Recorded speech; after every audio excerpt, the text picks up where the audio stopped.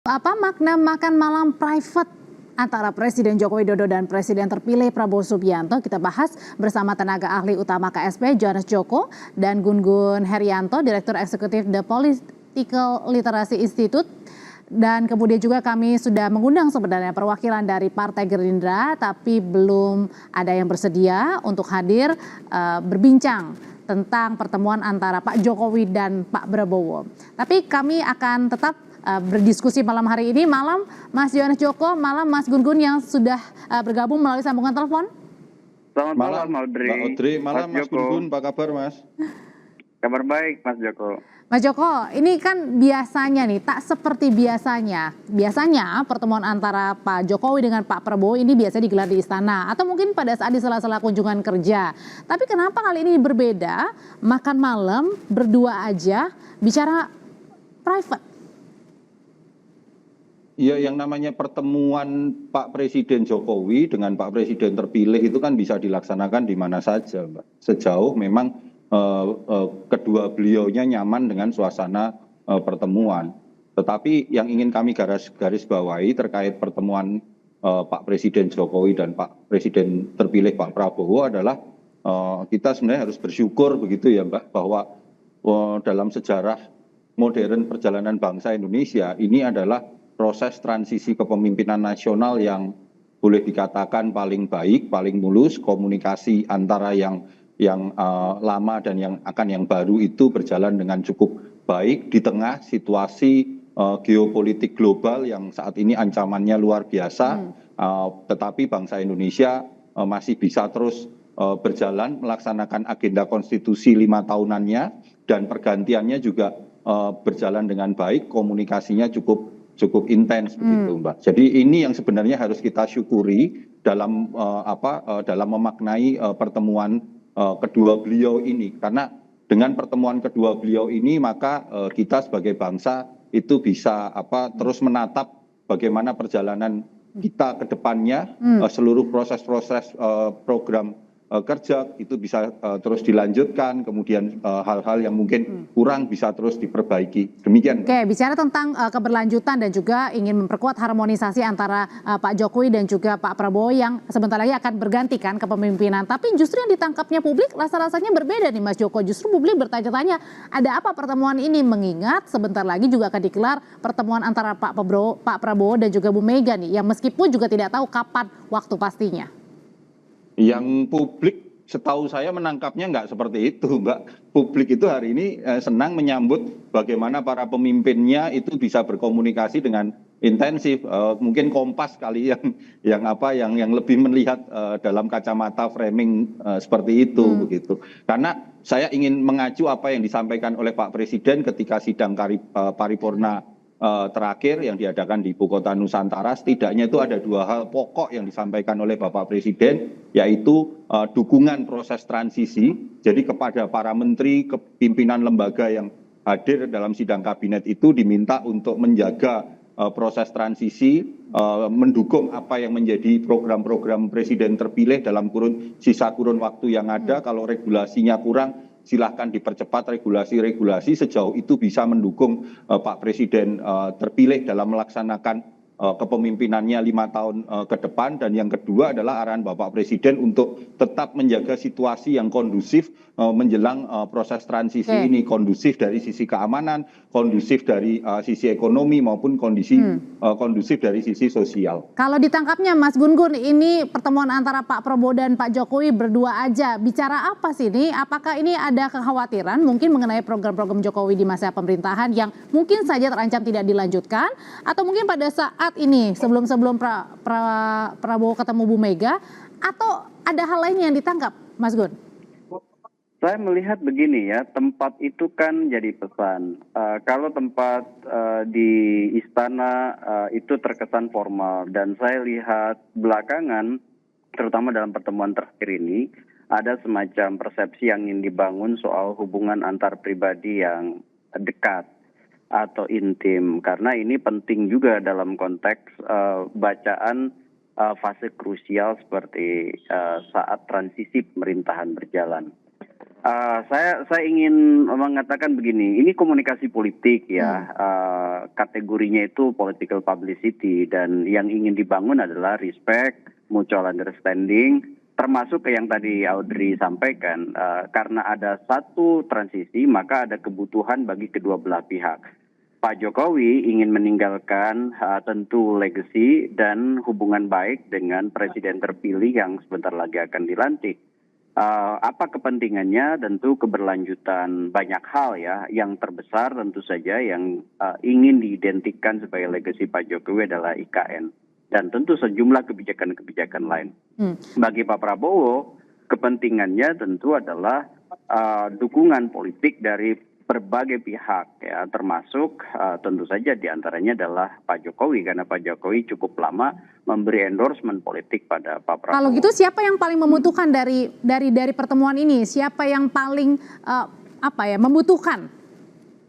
Ini yang jelas mutual benefit ya, keuntungan bersama antara Pak Prabowo dengan Pak Jokowi dan terlepas dari apapun intensi yang dibangun ya, pertemuan seperti ini di fase transisi itu sangat diperlukan.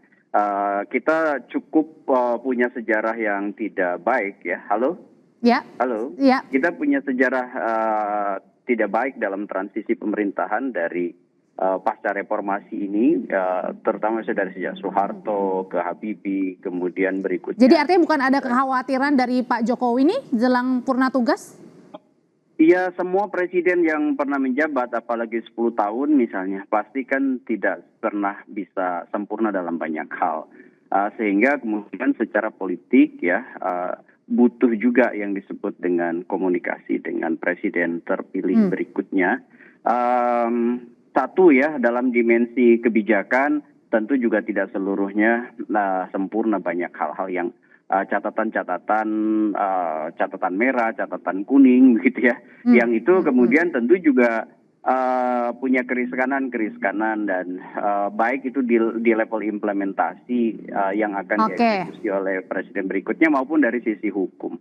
Ya tentu ini butuh komunikasi juga dengan presiden yang tertutup. Tapi satu hal juga nih yang menarik, Mas Joko, ini pernyataan dari Bang Refli ya. Saya meminjam kata-katanya Bang Refli nih. Bang Refli bilang ini pertemuan antara Pak Jokowi dan Pak Prabowo ini harus dimaknai pertemuan politik begitu. Ini bisa jadi mungkin karena ada kekhawatiran dari Pak Jokowi, kemudian juga untuk memuluskan pelantikan dari Mas Gibran.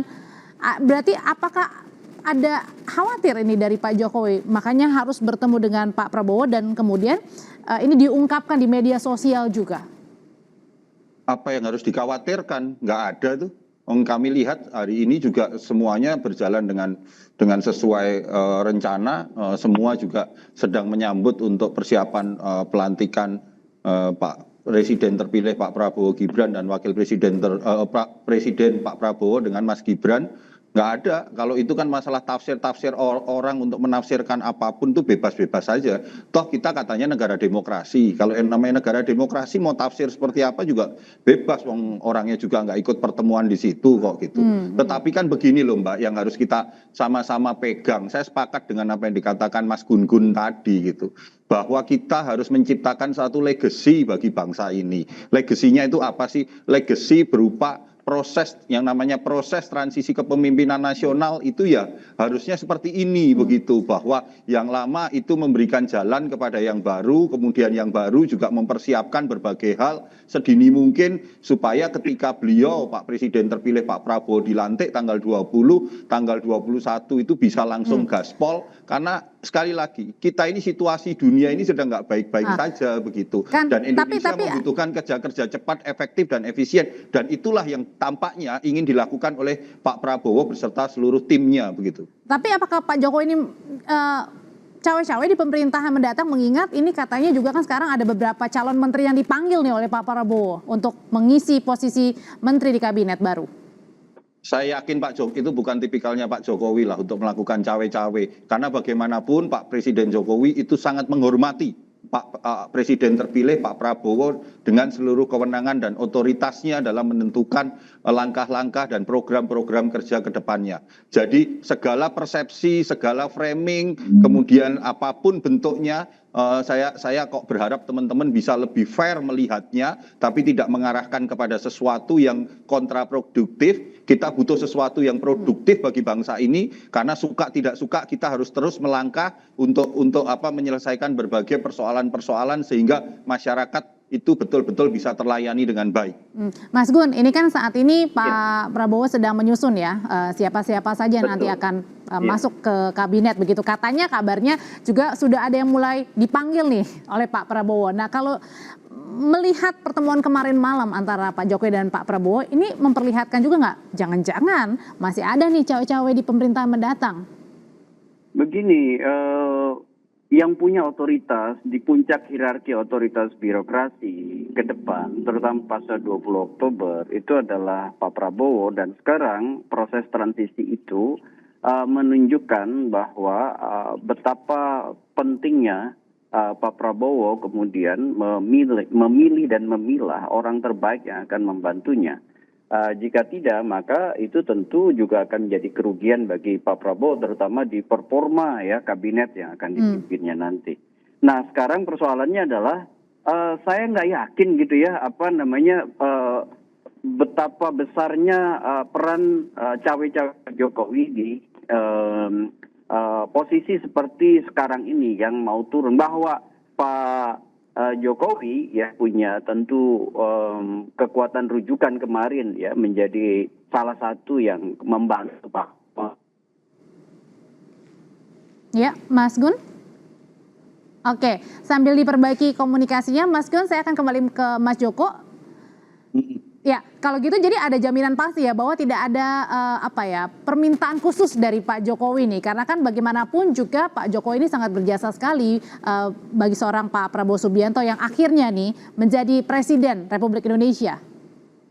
Terkait hal itu persisnya saya tidak tahu, Mbak. Jadi yang saya tahu, yang kami yakini adalah hari ini sesuai dengan arahan Pak Presiden dalam sidang Kabinet Paripurna yang terakhir, dukungan harus diberikan kepada Presiden terpilih. Baik dukungan regulasi, baik dukungan kebijakan dan segala hal, sehingga Pak Presiden terpilih setelah beliau dilantik, beliau gaspol. Kemudian yang kedua, kepastiannya adalah Pak Presiden Jokowi meminta seluruh jajaran kementerian, lembaga yang ada di bawah beliau pada saat ini untuk memastikan situasi yang kondusif. Itu yang kita yakini. Terkait masalah kabinet, terkait masalah apakah ada hal dan segala macam, kok saya meyakini ya bahwa Pak Presiden Jokowi itu betul-betul menghormati otoritas yang dimiliki, kewenangan yang dimiliki oleh Pak Presiden terpilih Pak Prabowo untuk mengambil langkah-langkah politik dalam mensukseskan pemerintahan yang akan dipimpin kedepannya oleh beliau. Termasuk dukungan oleh Pak Jokowi dengan hadir pada saat pelantikan 20 Oktober nih, Mas Joko? Kurang lebih seperti itu, Mbak. Yang kami ketahui informasinya tetap kok sesuai jadwalnya dan segala macam gitu. Karena dengan kehadiran itu kan memberikan dukungan, support, Mbak. Oke, saya mau kembali ke Mas Gun-Gun. Mas Gun-Gun sudah tersambung? Terputus ya. Oke, Mas Gun? Iya. Oke, nah kalau gitu pertanyaan terakhir nih Mas Gun. Dengan pertemuan Pak Jokowi dan Pak Prabowo kemarin malam, berpengaruh gak terhadap rencana pertemuan Pak Prabowo dengan Bu Mega? Saya melihat tidak akan berpengaruh signifikan ya. Jadi Pak Prabowo juga punya kebutuhan strategis untuk melakukan komunikasi politik dengan partai pemenang di pemilu legislatif, dalam konteks ini adalah PDI Perjuangan. Jadi saya membaca bahwa perjumpaan Bu Mega dengan Pak Prabowo itu sangat mungkin berlangsung, karena lagi-lagi politik kita ini berpola koopsi atau kerap kali kemudian jalinan komunikasi politik bisa dengan kekuatan-kekuatan strategis yang mungkin saja kemarin-kemarinnya berbeda. Artinya di sini Pak Prabowo punya powerful penuh ya untuk menentukan siapa yang mengisi kabinet, betul, siapa yang akan bertemu Pak Prabowo. Ini artinya punya 100% ya kewenangan Pak Prabowo ya, bukan ada campur tangan dari Pak Jokowi lagi ya? Iya, saya meyakini itu ya, Pak Prabowo akan punya otoritas untuk itu, dan juga ada kebutuhan untuk melakukan politik akomodasi dengan kekuatan-kekuatan strategis, termasuk kekuatan besar seperti PDI Perjuangan yang memang memenangi pemilu legislatif, dan disitulah pentingnya menurut saya komunikasi politik dengan para pihak, termasuk PDI Perjuangan. Mas Gun-Gun Herianto, terima kasih untuk ulasannya. Mas Joko, terima kasih juga untuk pandangannya. Selamat malam. Makasih, Mbak Selamat Audrey.